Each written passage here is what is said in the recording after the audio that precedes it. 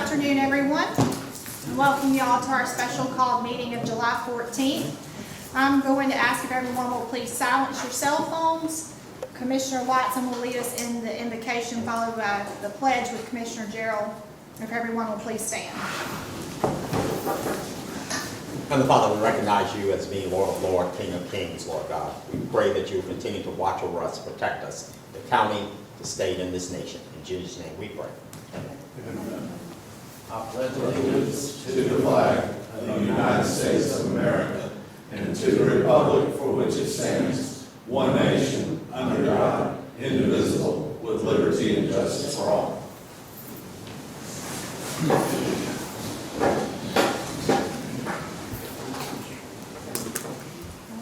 In our roll call, all commissioners are present. I'll ask for approval of the agenda before us. Motion to approve. Motion to approve by Commissioner Gerald. Do I have a second? Second. Second by Commissioner Hope. Any discussion? All those in favor signify by saying aye. Aye. Any opposed? Motion carries.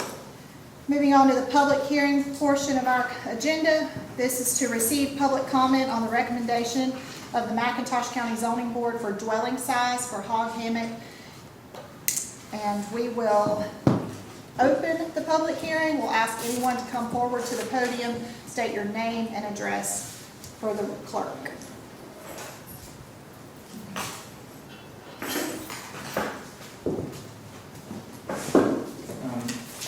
Good evening. Good evening.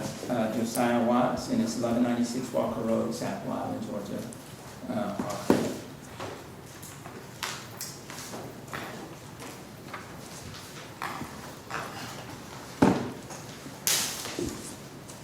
And I guess just so I can get an understanding, so this is just about the dwelling size, or is it about the actual ordinance itself? You can give statements on the ordinance itself.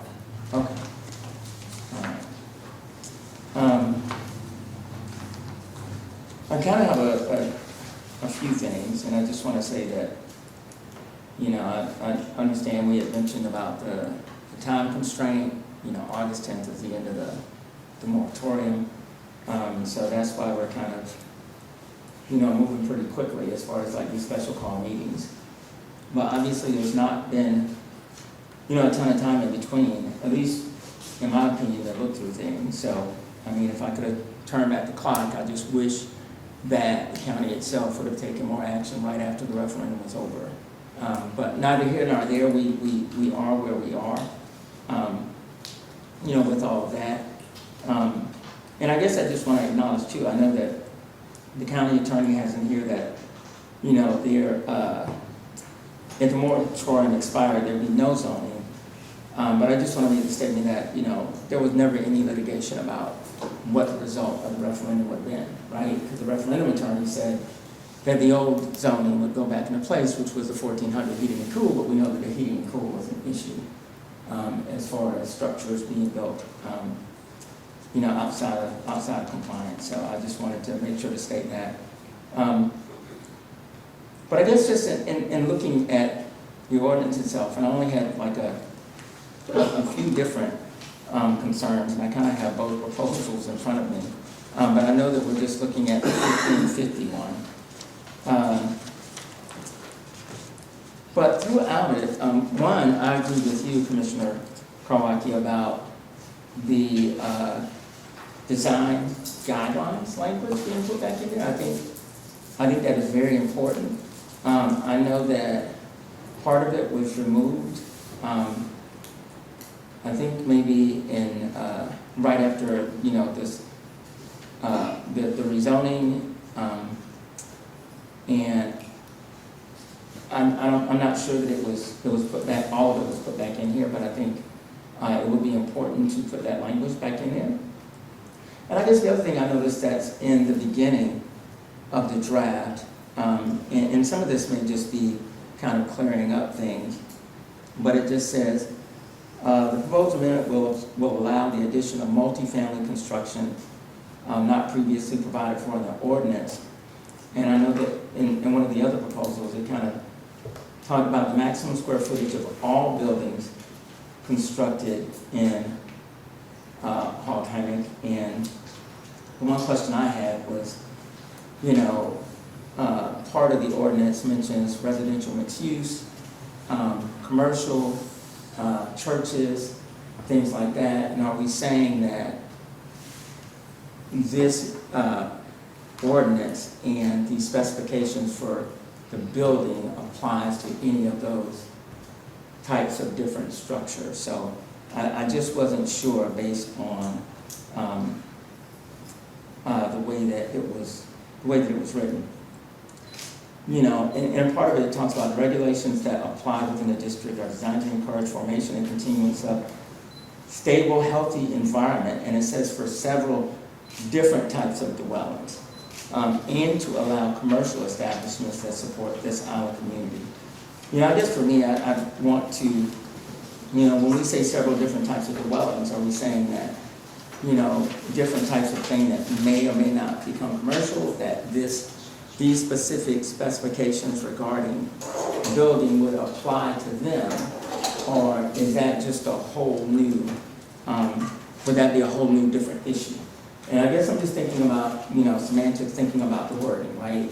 You know, so if someone wants to, I don't know, do something commercial, you know, does what you have here specifically apply to that? And the other thing I noticed, and this is in the part about minimum building height, maximum building height. It says, including residential structures, places of worship, commercial buildings, accessory structures, shall not exceed the 32 feet. I know that in the, I believe the character design guidelines, it was, you know, 25 feet. And I don't know how Brian allots for the 32. I know some of that would be based, I would assume, on the base flood elevation would have to be included. But the other thing that you know, kept popping up that I saw was, you know, places of worship. And so there was a part in the ordinance, and I had mentioned it before, where it said, I think religious services and gatherings under tents or temporary structures, and then it said by right. You know, a number of reasons that caught my attention. One, because we have 3 churches that are in the community that, you know, all people are welcome to. When this zoning stuff started, some folks decided that, you know, all I know is that they just stopped going to church with the descendants. Nobody said that, you know, they were not welcome. That's never, ever, ever been the case. And so I am aware that, you know, some folks are kind of, you know, meeting and, you know, worshiping separate, you know, from us. Now, none of this was happening until after the zoning. I guess my point is, some of my concern, and I've said this to Brian before, is like, you know, is that by right in there because there are folks who are like, well, we want to kind of build our own church or construct our own church. And obviously for the small community that we have, there's no, you know, lacking of being able to go to church services or even to have revivals. Our churches have had revivals before. So I guess, you know, that part of the ordinance, I feel like it's like somebody's forming a solution to something that I think is not a problem. Because nobody is going to stop anybody from worshiping in any way that they like. I mean, it's always disappointing to me that, you know, some folks have, I feel, taken it in such a way, they're just like, well, we're just not even going to go to church with those folks anymore. Because we all used to worship together. And I guess I'm just making a point about that because I feel like maybe someone or some folks wanted that in there for that specific reason. And when I see by right, I'm like, no one is taking anyone's rights away or keeping any of us from being able, you know, to worship together or worship, you know, separate. So I was just wondering about that, and also the impact of thinking about, well, with this historic Gullah Geechee district, you know, the only one of its kind in the state of Georgia, you know, I don't know, some people decide that they want to construct a church. Does that affect our designation and our status? And I've kind of said this before too, that I think that along with changes or an ordinance that's being proposed, that there should be some partnership of some type with the State Historic Preservation Commission and also the National Trust, and those are kind of these bodies, federal and state, that monitor historic preservation. And I think that's just important. And, you know, keep in mind that I'm speaking up here about all of this as a layperson, right? I don't know much about, you know, zoning. I just know what I've learned in the past, you know, 3 years, which is probably more than I would like to know. But, you know, we are where we are. And I guess the other thing I wanted to know too was in the design guidelines, I know that it was more about metal roofing and it kind of discouraged asphalt. And I don't remember the reasoning why. But I don't know if that's something, you know, Brian, that you considered or that you looked at, you know, as well. I'm just trying to make sure that I kind of have looked through everything. You know, I think it's great that the water and sewer and installation information was, you know, also put back in.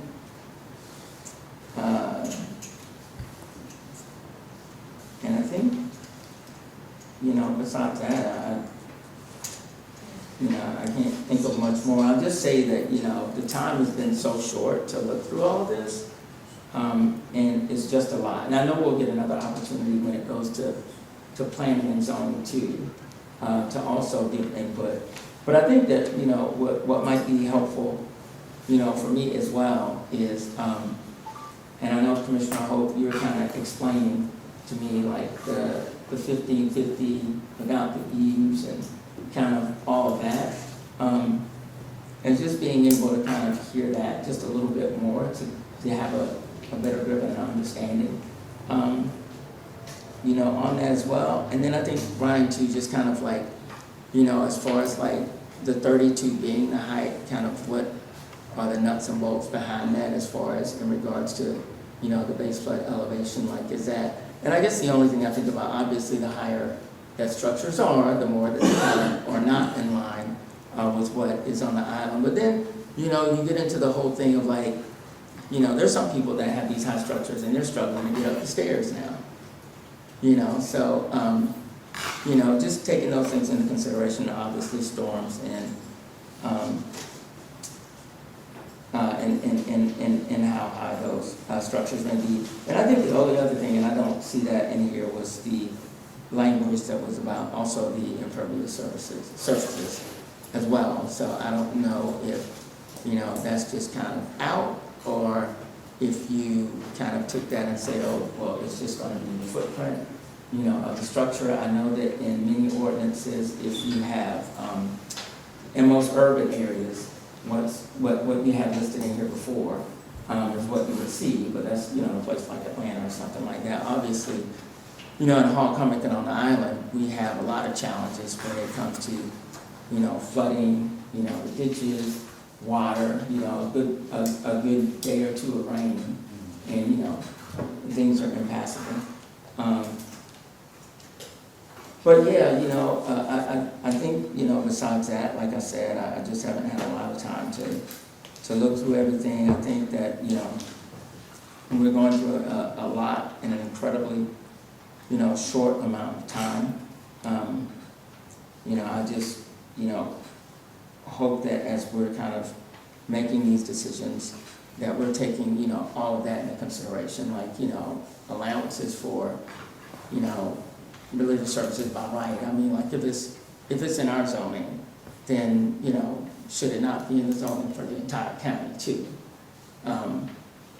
You know, but I just feel like, again, like it's like a solution that, you know, is seeking a problem, and it's just not, it's not a problem, because I don't feel like anybody's infringing on anybody's rights. But I do feel like people have taken this in, you know, a certain way, which I just, you know, I hate it. You know, I hate that, you know, the folks that may want, you know, riding stables and health spas. Somebody messaged me last night and they said, well, what's the zoning on, you know, a health spa or a gymnasium? And I was like, I don't know. You know, so, but obviously that's in there for special use, in riding stables. And I don't know who's asking for that, and maybe it's the folks that, you know, feel differently about the culture and the community. You know, but, and even the residential mixed use, you know, housing, like, what is that? You know, what does that mean? How does that impact our historic designation? Does whatever that means and is, you know, fall under these guidelines that you have right now for the dwellings themselves and for the structure? And I think just, you know, taking all of those things, you know, into consideration. You know, I hope that, you know, no matter what the result of this is and what we get to, we've got to get to a place where the work is together, right? But there are a ton of things that seem to be going on that are very siloed and just don't include people. So I hope that, taking that into consideration, that there is some partnership, and even maybe that means the Planning and Zoning Board reaches out to the State Historic Preservation Commission and just says, hey, this is what we're doing with this historic district. Is there anything that, you know, stands out that could be, you know, that could be problematic, right? Because I think Queen Mother Eunice said it before when she was talking about there could be funding that could be applied for the district. And we don't want to inadvertently do anything. I don't want the county to do anything that could harm that designation or, you know, harm that status. But I think I'm done. I wish I knew more about the ins and outs of zoning like your brain, but I don't. You know, but I love this community. It has nurtured me. It's where I'm from. And it is so important to me, but I think it's important to a ton of people, and that's why you saw, you know, over 80 people at the Planning and Zoning meeting. And I want it to be important to you too, so that we can all be working together, so that, you know, we can all benefit, but that we can make sure that we are taking care of, you know, those people in the community, not only, you know, me as a descendant, you know, but I think about the elders that are in this community, that have gone through this for the past 3 years. And I always think to myself, this has been extremely stressful, you know, extremely. And these past few weeks have been even tougher because it's been meeting after meeting after meeting after meeting. Even though I get it, that date is coming up. But my hope is that we can, you know, get to a space where it is a resolution that will be beneficial, that will long-term protect the community, protect the culture, you know, protect the people, and it's always been one that's been inviting, you know, to people. So those same folks that, you know, I don't know, started this in the beginning, they're part of the community too, you know, so. But I think, you know, that's it. I know I asked some questions too. I don't know if anybody has time to answer any of those, but. I'll be glad to address the impervious surfaces. That remains in all of the drafts that have been presented to date. It is just not line itemed as a bullet anymore, and it reflects still Appendix C, which is the overall zoning ordinance. It's now just referenced as Section 302. So you would obviously just revert back to that section, but it's still in still in all the drafts that have been presented. The code comparative table that you're talking about, that was updated in the 2023 zoning changes when countywide zoning, so that applies to all of Appendix C. So Appendix C, that's your overall zoning ordinance. Hog hammock is a zoning classification, just like R1 single family is a zoning classification, or R2 multifamily is a zoning classification. So that comparative table is going to apply to all of the classifications. You would find your use on the left side, and then you would find what your zoning classification is across the top, and then you could drop down to see whether it's permitted by right or whether it would be a special use permit and things of that nature. So obviously hog hammock is unique in that it has its own zoning classification designation, Okay. HH. And so, and for the special use, it would go through, and that's the other thing I wanted to mention too. I know that, Brian has been talking to Maria, so he's obviously talking to the HPC. So that would go through the HPC first before it would come to, is that right? It should. Okay. And that's where I think we need to put clarity probably in the draft version. It's what I brought up Friday, is that the general public doesn't realize that step exists just by reading the current code as it is, current chapter as it is. So that was something that I think we need to go back to reference, because prior to 23's amendments, it did indicate that the design guidelines were a part of it and things of that nature, so people realized that there were more steps to take. Right now, there's nothing in writing, and if it's not in writing, it's not enforceable.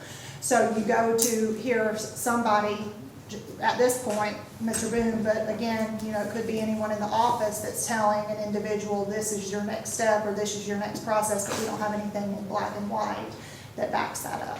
Okay, and I guess the one other thing I wanted to mention to you is that obviously written in the ordinance is hammock, and has there been any consideration for it to be hummock instead of hammock? I was just curious. I know that we talked about that early on and some of the changes and things of that nature, but I don't know that it's been brought forward to this point, but we can bring it back up. Okay, but it's not in this draft. It is not. Okay. All right, I think that's it for me. Thank you. Okay. Anyone else that would like to come forward? Yes, sir.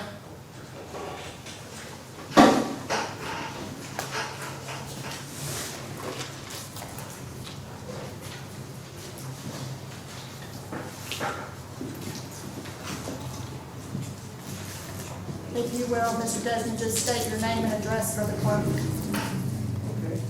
My name is Andy Desmond, and I live at 1086 Williams Lane. Loud noise on this one. On Sapelo Island in the Hog Hummock community.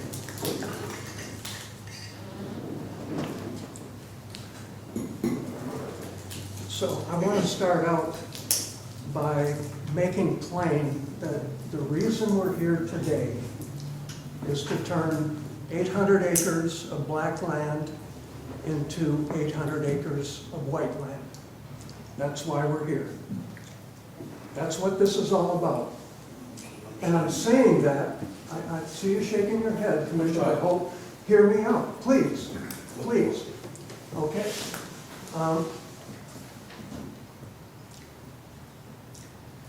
Hog Hummock has been, yes, a community that has gotten smaller over time, to the point where we now have approximately 35 full-time residents. And all 35 of us are engaged in the tourist trade. We make a living, we get by on a combination, in my case, of Social Security and occasional tourism-related activities. It's our goal on the island to welcome all of the nation to come see the last of the Gullah Geechee communities on Georgia Sea Island. If this proposed zoning goes through, it will be the end of that tourist trade.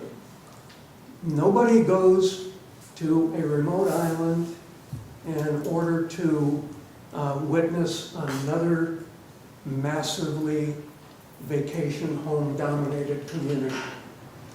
And the proposition that you all have is that, well, let's just turn those black 800 acres into white vacation homes, and absolutely nothing, bear in mind, absolutely nothing of what's occurring today began on Sapelo Island, began in my community.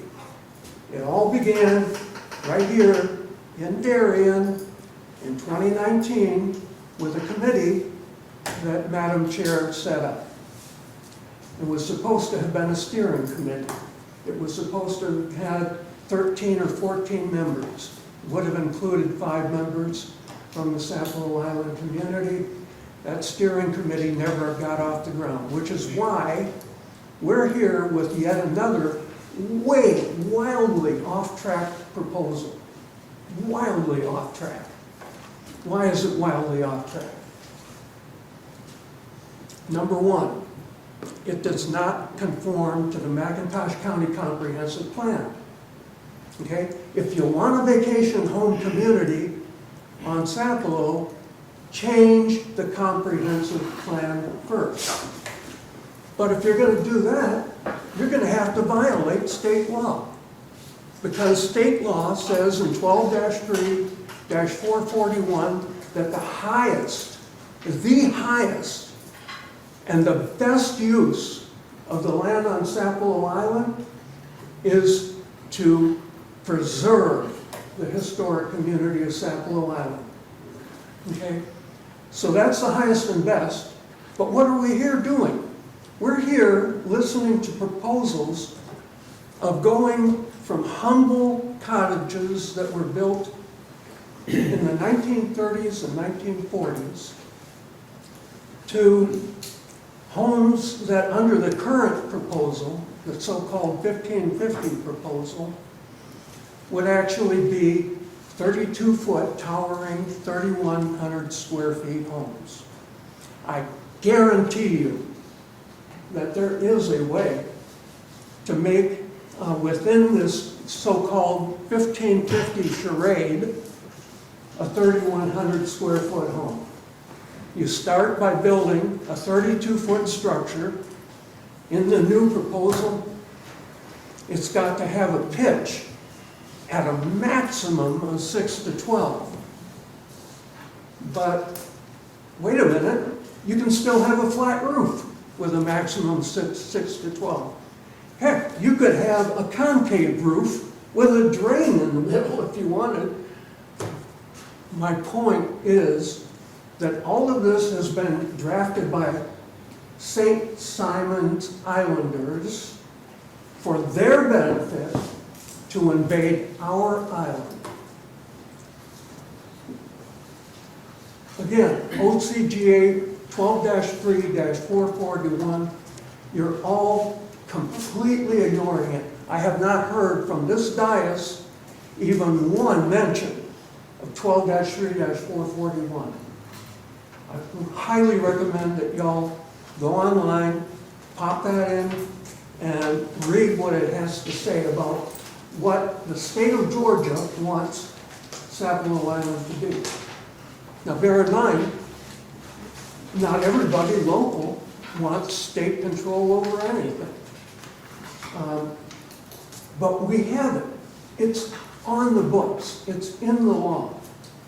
And so for y'all to ignore it and to not incorporate it into a revised comprehensive plan that emphasizes that we are here for the Deladici community to remain, to thrive, and to survive. But no, we're here to listen to yet another vacation home proposal. 1550 or 3100, they're both the same. If you don't limit the height to 18 feet, 20 feet maybe. Why 32 feet? There's a very good reason for 32 feet.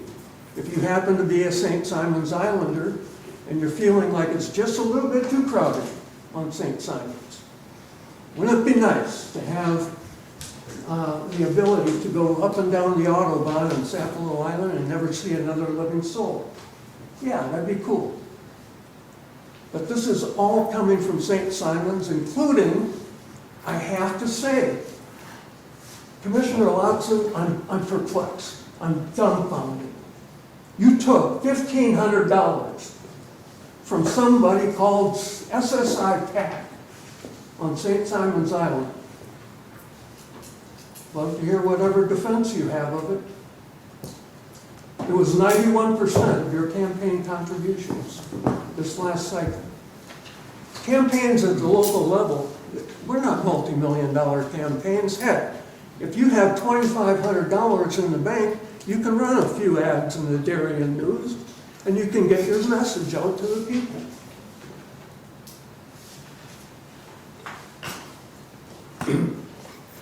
Excuse me, do y'all mind if I grab a drink of water?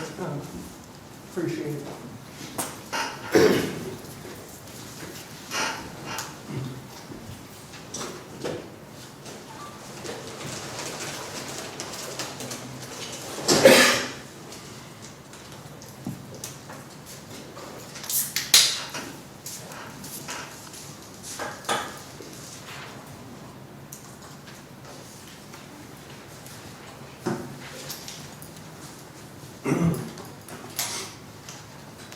So, the height is paramount to the community.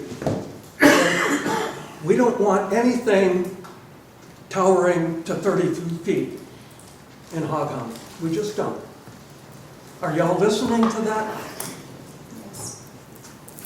So far, I have not seen any sign of it, because we proposed, as a community, a zoning ordinance way back on February 9th, before all the charades started, before the lawsuit was settled on April 1st, before, on May 19th, Chairperson Karawacki lost her seat. Oh, but wait a minute, it's not lost just yet. Here you are, Chairwoman Karawacki. But you won't be sitting in that seat on January 1 next year. I sure will. And that creates an urgency. And that's why we have all of these multiple proceedings going on. It's a fake set of urgencies that are created by a fake legal opinion of the county attorney that there ain't no zoning in Hog Hummock. And oh my God, I won't have a choice if I'm the building and planning professional. I'm going to have to issue a permit for that 7,500 square foot house. That ain't so. Come on, get real. That's just not the case. We had a 1,400 square foot ordinance up until July 11th, 2023. Wait a minute. July 11th, 2023. Why am I bringing out that date when you all voted for 3,000 square feet on September 12th, 2023? Well, the reason is on July 11th, 2023, y'all created a sneak attack on Hog Hummock. Yeah, a sneak attack. What did you do? You created a table that included restricted uses in Hog Hummock that had never happened before. That came out That's July not 11, It's 2023. a national table, Mr. Desmond. Pardon? It's a national table. We didn't create it. It's a national comparative table that's used across the country in zoning ordinances. We did update our zoning code in July 11th of 2023 for the first time in more than decades. Yes, and you created an amnesty situation for every single violator. Every single marshfront home Mr. that was Desmond, built on I think we Sentinel have all Island. been more than respectful of the time and yourself as you have critiqued each and every one of us. The reason for the public hearing this evening, and all of them beforehand, has been to give commentary specific to the business at hand. Not our family lineage, not what we disclose on our we covered worldwide that campaign disclosure that anybody in the world can get a copy of because it's I public didn't say record. anything about it, you just did. Not because of what we've sat through July 11th of 2023. So do you have anything this evening to add to the business matter at hand, which is specifically in relation to zoning for Hog Hammock? Yes, there should be no table that applies at all whatsoever. And the proposal of the Hog Hummock community was that there be no table, because this is a You traditional realize that community. the table is not, as I told Mr. Watts a few moments ago, the table applies to all of Appendix C, the zoning ordinance. It applies to R1, it applies to R2, it applies to CI, to CG, it applies to every every zoning It applies classification. because you made it apply. You could have said that in the Hog Hummock District, we've got a separate situation going on here. We have the unique, irreplaceable Sapelo Sea Island Gullah Geechee community. And you could have said that, no, what we will do is we will continue with the pre-July 11, 2023 ordinance that restricted bad uses within the community to those bad uses that under the law are called nuisance, okay? And the tables that you're referring to have been developed primarily for major metropolitan areas where you have crowds of people. It doesn't make sense for a 35-member Gullah Geechee community on Sapelo Island. May I ask a question? Yes, sir, go right ahead. You're saying no tables. No table, Okay. none. And doesn't the table provide some restrictions so that someone cannot buy land from Sapelo at a tax sale, and then once they buy that land at a tax sale, they come to Sapelo and they do something that the Gullah Geechee don't want done? Wouldn't the table prevent that person from doing so? And if there was no table, then there'll be no limitations on what that non-descendant or descendant could possibly do? So if you heard Jazz Watts, he has said over and over again that table reflects absolutely nobody in the community's desires. I don't think that answers my question. Okay, and so, again, your question is, doesn't that table restrict St. Simon's Islanders from doing things that we all don't want? And potentially, yes, but if they are doing something that is, in effect, a common law nuisance, in other words, let's say that, Mr. X builds a marshfront home that completely blocks out my morning sunlight. Let's say I'm Sharon Grosvenor, Kent Grosvenor, and I really would have liked that morning sunlight to have continued, but nonetheless, there he is building up on stilts, and now they live in a long shadow. There's a remedy for that in the law. The remedy isn't the table. The remedy is to say that you're blocking my light. I'm not going to continue this discussion, but the whole, and I'm not a lawyer, the whole idea behind a common nuisance, as you call it, is based on interpretation. One man garbage is another man luxury. One man nuisance is a necessity in someone else. The table precludes a judgment call by a different judge to say this is prohibited because the county said it's prohibited. But if there is no table, then it depends on the judge whether or not it's a nuisance or not a nuisance. And in that table, as Ms. Carwacker pointed out, it was developed nationwide because we need a standard. That's what laws are for. It is for a standard so everyone will know what is right and what is not Well, I'm correct. just going to have to disagree. And that's fine. 35-member You and I traditional disagree with a lot of community things, so that that's has a special place in the state You law. can continue, and I'm sorry, Ms. Carwacker. You're good. Mr. Desmond, I want you to look back. You have all your information and everything. Look back at the prior copy, prior to 23, look at it through 23 with the I have done that. comparable table. The permitted uses have not changed. It shows that all the permitted uses are just cleaned up on a table. Right.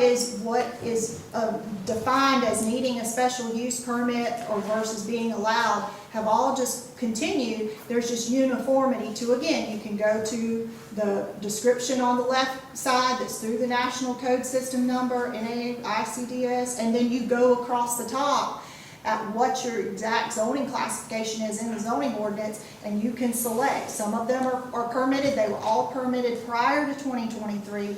None of that changed in the county's revisions that were done in 2023, and none of them have seen modifications. It was just a cleaner version, and it was just a way to comprehensively reflect it through each zoning classification. And if you could clarify for the audience, what was the first time that any table applied in Hog Hummock?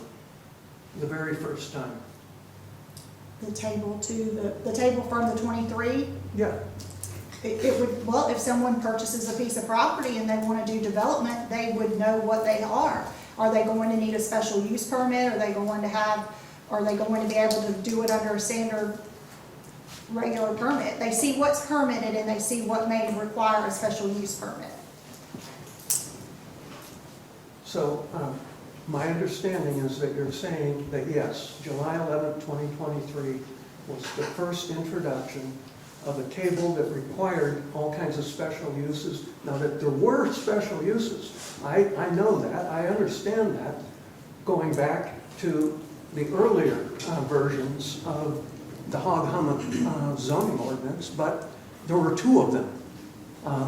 There were two special use situations. I believe that it was if you wanted to operate a child care, that was one. You had to get a special permit. But if we all go back to the actual pre-2023 regulations, there are almost no restrictions. Why no restrictions? Because it's a traditional community that knows how to protect itself in other ways, such as identifying situations where outside forces are trying to boost up land values, trying to create scenarios where there is a market demand for land on Sapelo Island, and it's all wrong-headed. So if we go back to what Georgia state law requires, what our comprehensive plan requires, we would be not writing a vacation home statute or ordinance. We would be writing more protections in, such as 18 feet max. Okay, how hard is it? So my proposal, my humble proposal is that we just, look, we don't need to go through 18 more hearings on this. All you need to do is go back to the pre-September 12th, 2023. Which had a 45-foot height, sir. The height prior to 2023 on Sapelo Island was 45 feet. We reduced it in 23 to 37 feet. We presented a draft that reduced it again. So what you're saying is that countywide, and so what I'm saying is the response to that, the logical response to that, is to say, we've got 55 homes on the historic registry in Hog Hummock. All you have to do is measure each one of those 55. How hard is that?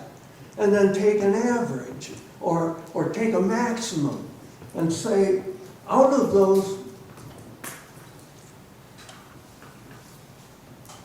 those historic dwellings, the highest of them is the Farmers Alliance building. Okay, the only two-story building, true two-story building that existed in Hog Hummock in 1995 when this ordinance was first brought into play. And so I don't think that you necessarily want to set a number for the height that's the exact height of the Farmers Alliance building, because it's atypical, it's unusual. You had the Masons on the second floor, and you had the Farmers Alliance meeting on the first floor. If you instead of that, which is effectively a commercial building, if you instead, you look at each of the residences of those 55, I can guarantee you that not one of them is over 20 feet high at the peak of the roof. And were they historically placed on one or two blocks? Yeah, they were. That's right. And so we need to bring that up.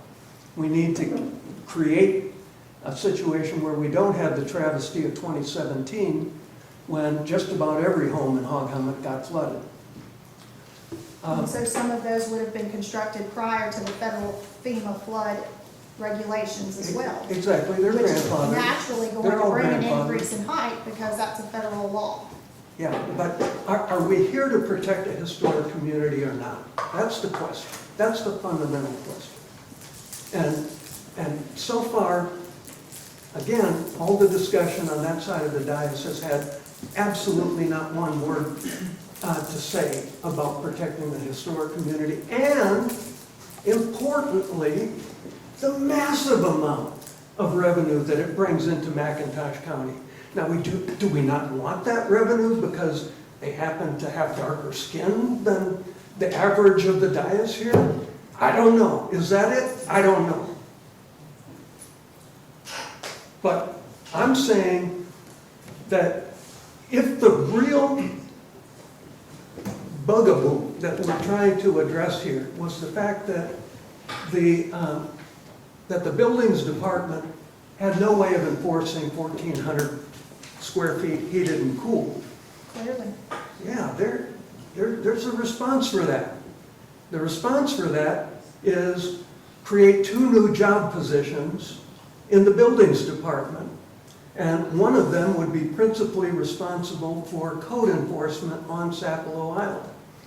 And that would be written into the job duties. And it would be something that would be rigorously enforced. But what we found from the year 1999 basically, when the first of the towering homes was built, from 1999 until today, there's been zero, to my knowledge, zero enforcement of any building design that exceeded 1,400 square feet. And now we have a board that's desperate to get some ordinance in place before a new board replaces them.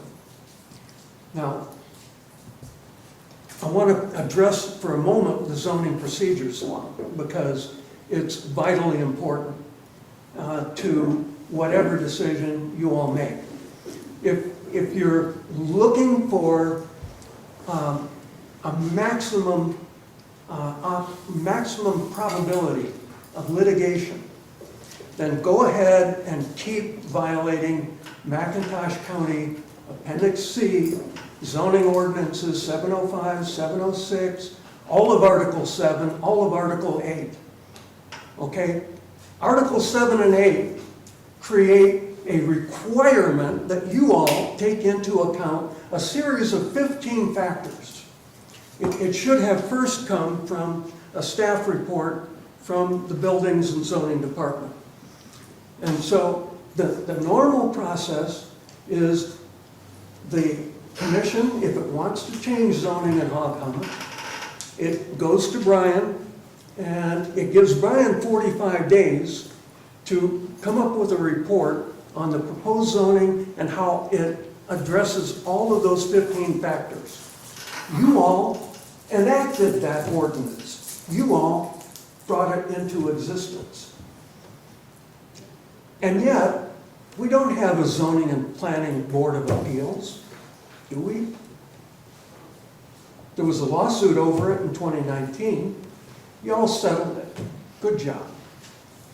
But we still don't have a legally mandated zoning and planning board of appeals, and so that what does it do? It makes this commission the final authority. And I guess you can do that, but don't leave all of these requirements on the books if you don't plan on following them. Because I plan on going through every one of those requirements, one by one, and writing you a 30 to 40 page report as to how you're violating all of them. And so the statewide zoning procedures law is a minimum.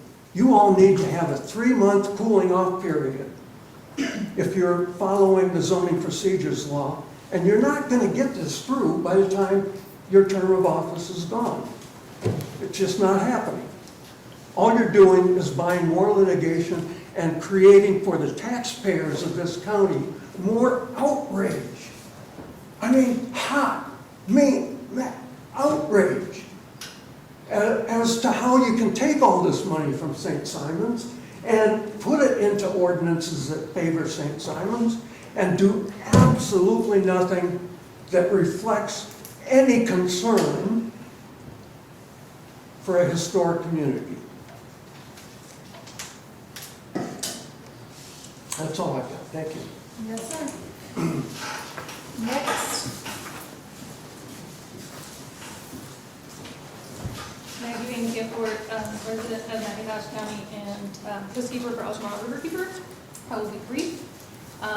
Just want to be sure I understand that tonight's action being considered is only to consider the proposed ordinance for hog hammock zoning that is referred to as the 1,800 square foot zoning ordinance. And I respectfully request that the commission vote to reject the 1,800 square foot zoning ordinance. Thank you. Yes, ma'am. Next.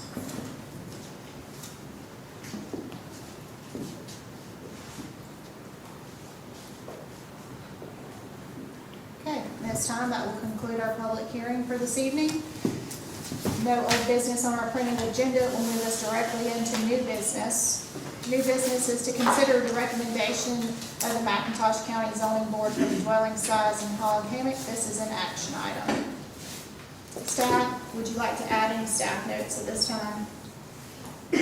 No, just that what she said is correct. You're here to reject 1,800 since the zoning board tabled it, and we'll move on to what was discussed the other day. Okay. Commissioners, do you have any questions or comments at this time? I do not. I do have a general question, if I may. And I want to direct it to Mr. Brian Boone. Because whatever I vote on, I want to make sure I'm voting on it. There was a statement made during our public hearing that it was conceivably possible for the 1550 ordinance to actually generate a 3,000, no, I stated wrong. 3,100 square foot. Madam Chair, Yes, sir. Please. the clause within the ordinance that I think prohibits that would be the last clause in section D of the proposed ordinance, not the one we're discussing tonight, but the one that we'll be discussing on August 4th, states that the principal roof framing must attach directly to the first floor top ring. Now, I don't know if we need another clause in there to make it even clearer, but I think that clause in and of itself, and I might refer to the county attorney for this, would prohibit that from ever happening.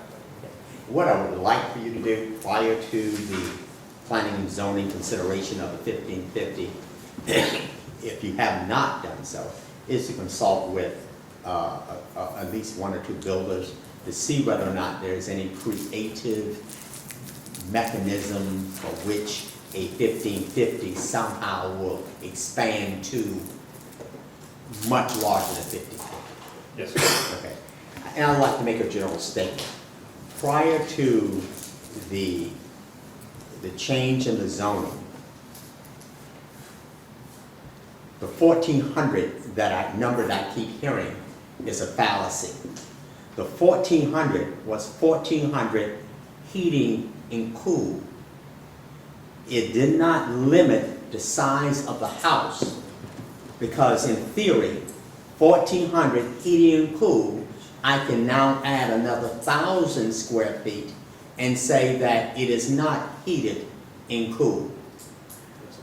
The proposed 1550 is going to limit the size of the porches to a maximum of 400 square feet. Prior to the change, there was no limit. I could possibly add another 1,000 square feet of a wraparound porch, and zoning meaning Brian Boone could not come to my house and say anything because there was no prohibition against that. The 1,400 square foot house, heated and cooled, in theory could be that 3,000 square foot house that I heard speak of today. But the action that we are proposing hopefully will restrict that possibility from ever happening, which will in turn have some mitigation to taxation, some possible mitigation to outsiders wanting to come build their, what I've heard, what's that term? Mansion? Vacation home is what it says Vacation today. home, what I heard today, mansion, other. So, and really what we're trying to do is to give what I've heard from my constituent, the 1,400. And I won't go much further into it because I know that at the planning and zoning, you all will talk about that 1,550, in theory, may only be 1,410 square feet after you can consider some other requirements or likelihood in the building construction. I just wanted to make that point. Yes, sir. Thank you for the time. Yes, sir. That's right. Any additional questions, comments at this time? Hearing none, I'll call for action on item number Actually, could I 1. reply to that? He spoke 30 minutes. No, thank you. I make the recommendation that we accept the zoning board recommendation of canceling the rejecting 1,800 square feet that was previously passed by this board. Second. Okay, motion by Commissioner Watson to reject, second by Commissioner Hope. Any additional discussion? All those, Madam Clerk, could we just address one issue in the wording? As opposed to adopting the zoning board's recommendation, can we simply say that the motion is to reject? So moved. Thank you. you're still good with the second Yes, amendment? ma'am, second. All right, all those in favor signify by saying aye. Aye. Any opposed? Motion carries. There's nothing else left on our printed agenda. We stand adjourned. Thank you all.